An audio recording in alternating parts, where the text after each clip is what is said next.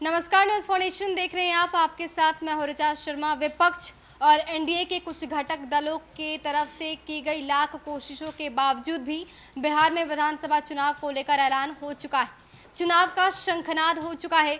1 अक्टूबर से चुनाव की तैयारियां भी शुरू कर दी जाएंगी और 28 अक्टूबर को पहले फेज के लिए वोटिंग भी हो जाएगा।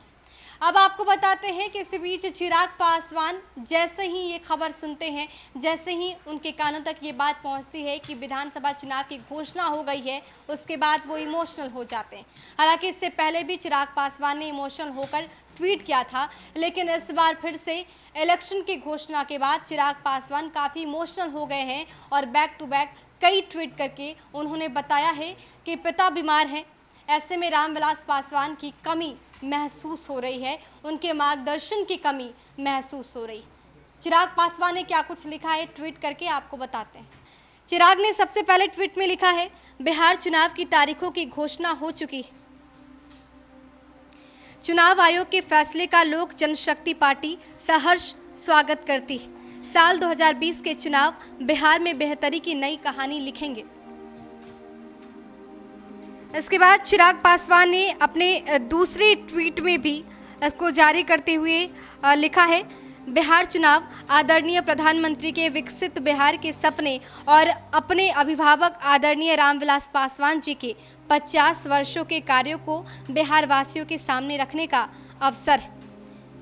आगे के ट्वीट में चिराग ने लिखा है, चुनाव की घोषणा के इस महत्वपूर्ण अवसर पर थोड़ा भावुक भी हूँ। पापा अस्पताल में हैं और मार्गदर्शन करने वाले उनके शब्दों की कमी महसूस कर रहा हूं। बिहारियों के लिए उनकी कल्पना को साकार करने की कोशिश करूंगा।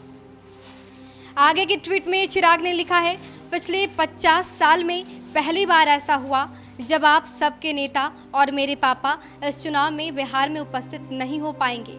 मुझे विश्वास है कि वो जल्द डिजिटल माध्यम के द्वारा सभी बिहार वासियों से जुड़ेंगे। चिराग ने ट्वीट करते हुए आगे लिखा है, पिछले कई दिनों में पापा के पुराने दोस्तों और सहयोगियों ने मुझे फ़ोन कर उनका हाल समाचार जाना। सबके मन में पापा के प्रति आदर देखकर उनका बेटा होने पर गर्व होता है। दलगल राजनीति से ऊपर उठकर अधिकांश नेताओं ने भी फ़ोन पर हाल जाना है। लास्ट ट्वीट में चिराग ने लिखा है, पापा का अंश हूँ और विपरीत परिस्थितियों में लड़कर जीतना उन्हीं से सीखा है। इस मुश्किल घड़ी में मेरे साथ खड़े होने के लिए आप सबका आभार। जो लोग बिहार पर नाज करना चाहते हैं, उन सभी से अपील करता हूं कि बिहार फर्स्ट, बिहारी फर्स्ट की सोच के साथ आगे आएं, नया बिहार, युवा बिहार बनाएं। तो अब चिराग एक बार फिर से इमोशनल हो गए हैं और जैसे ही उनके कानों तक ये बात पहुंचती है कि बिहार में चुनाव की घोषणा हो चुकी है, चुनावी बिगुल जो है वो फूंका जा चुका है, उसके बाद चिराग काफ़ी भावुक हो गए। वो ये मानते हैं कि इस वक्त जिस तरीके से रामविलास पासवान का इलाज चल रहा है, उनकी तबीयत काफ़ी नाजुक बनी है और कहीं ना कहीं चिराग इस वक्त उनके मार्गदर्शन की कमी महसूस कर रहे हैं। चिराग पासवान कह रहे हैं कि पापा को मिस कर रहा हूं, अगर वो रहते तो पूरी मजबूती के साथ इस बार चुनाव में उतरता, लेकिन पापा की तबीयत खराब है और वो चुनाव के मैदान में नहीं आ सकते, मुझे सपोर्ट नहीं कर सकते, लेकिन उन्होंने मुझे जीतना सिखाया है। चिराग ने आगे कहा है कि पापा ने हमेशा से मुझे लड़ना सिखाया है, जीतना सिखाया है। इसके साथ भावुक तो है ही, लेकिन चिराग ने एक और बातें कह दी। चिराग ने ये कह दिया कि बिहार वासियों को अब फर्स्ट बनाने की ज़रूरत है।